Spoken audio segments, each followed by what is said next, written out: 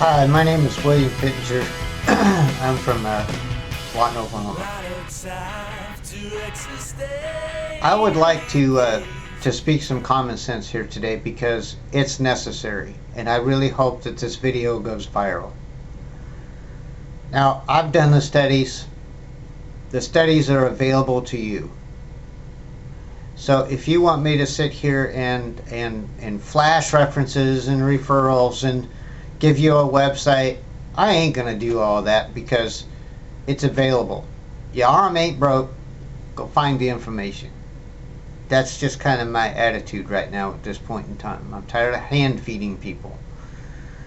So what I'm about to tell you is well publicized, it's well researched. If you have any doubts as to what I'm saying, then look it up. And I'm sorry to sound like your mother, but there's a whole lot of people that need to be told that today.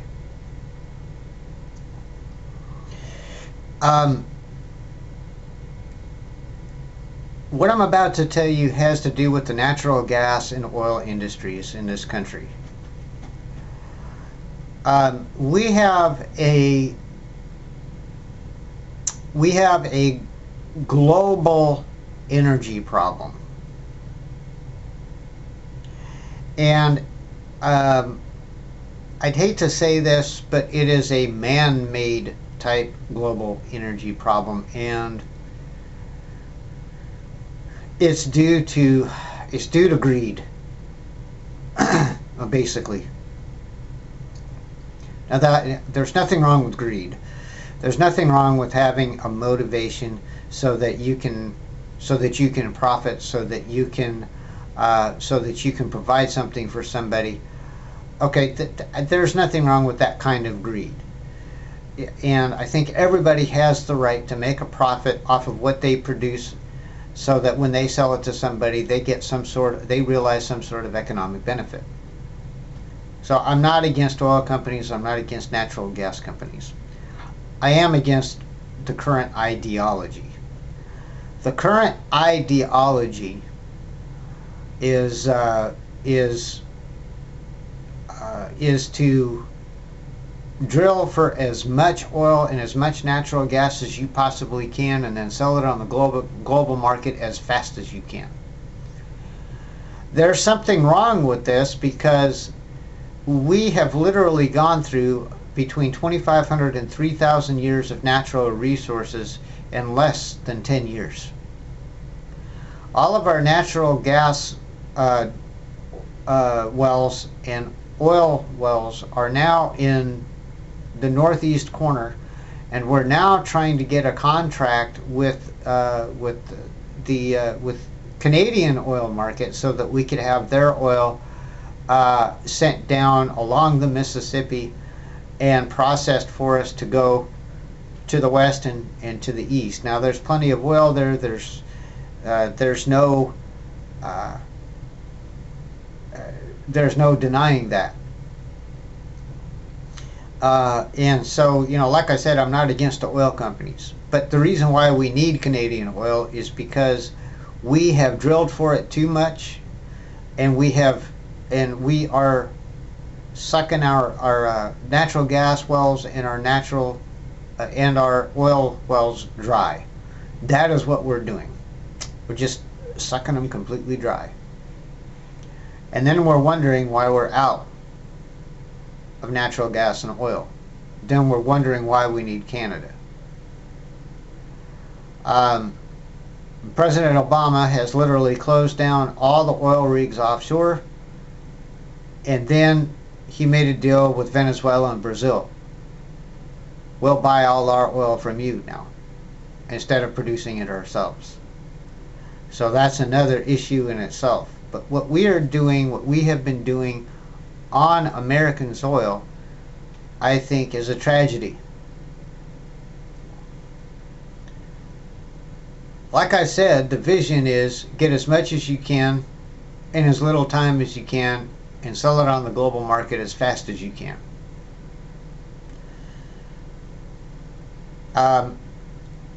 Two problems that this is causing, and I'm going to give you a solution for it. Two problems is pollution. Okay, that's one. When you withdraw your sucked dry oil bit from the drill, from the well, what's happening is you're leaving a gaping hole in the rock. The drill itself has air compressed holes in it, which shoot holes into the rock, which also shoot chemicals and rock salt and stuff like that to keep the fracture open to extract the gases out of it. So what's happening when you're withdrawing this and you're capping it off is these gases now no longer have anywhere to escape. So they go up around the tube and they poison the gas water, one. Two, they're poisoning the air, and then this extra gas is coming down in the precipitation and it's poisoning the lakes, it's poisoning the rivers, it's poisoning the crops, and so on and so forth. Golden, Colorado had to shut down a natural gas well because it was affecting in a 15 mile radius around it the environment, the animals, the lakes, the rivers, and it was poisoning the groundwater. The second thing that is happening, it's causing earthquakes. When you leave these great big old fractures in the rocks, the big old hole where the drill was, and when you leave the chemicals in the fractures so that the earth cannot heal itself from the breach, what you're doing is you're causing a greater tendency for an earthquake to happen in that area where there was none. So just imagine you got one tine coming out, how that might be a problem. What about 6? Okay, many of these wells are multi-hole. You can drill many wells in one hole, and then you've got these tines that go out into these natural gas resource areas and just. So if you withdraw those and you leave fractures 360 degrees around each one of them, that is a major tendency for an earthquake.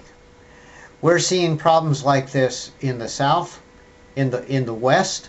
We're seeing it in the northeast, where there were these natural oil wells where the gas was just sucked dry in too fast a time, capped, and then moved, and you drilled again. It's happening in the UK, it's happening in Germany, and it's happening all over Europe. Guys are going in there, they're doing exactly the same thing, and they're causing man-made earthquakes due to their activities. Now, before I start sounding like a global climate change guy, I am not a global climate change guy. That is a false theory.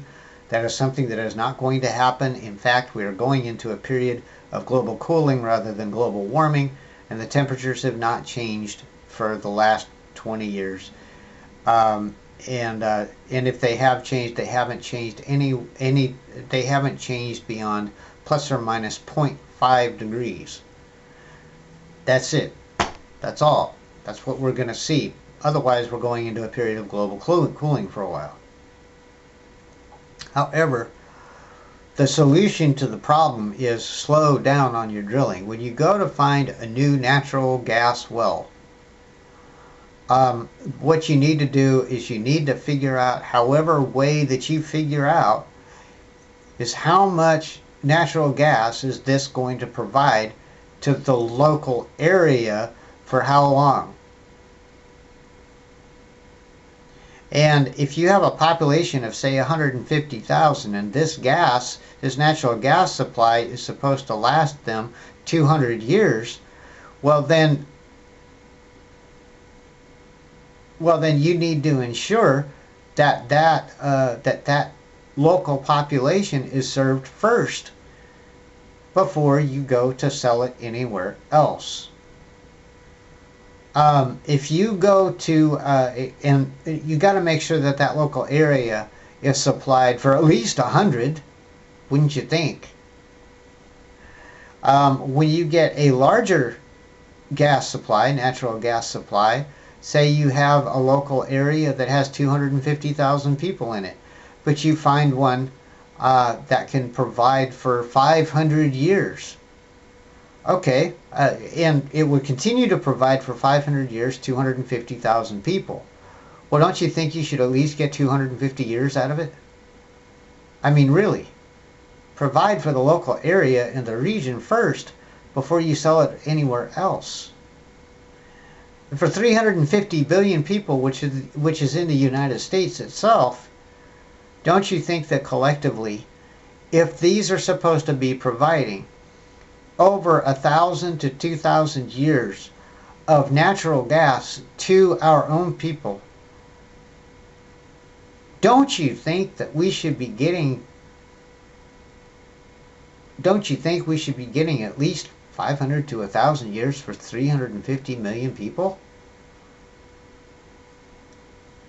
That's the way that you're going to fix it, is by changing your vision from a global profit point of view to a localized profit point of view. Because now you're thinking of your own people and your own nation first instead of global profits. What you're doing now is you're doing it backwards. You're selling all the oil that you can first, making as much money as you can globally, and then your own people become a side note. That's wrong. So what I'm asking is that you solve the solution, that you carefully consider my solution to the problem.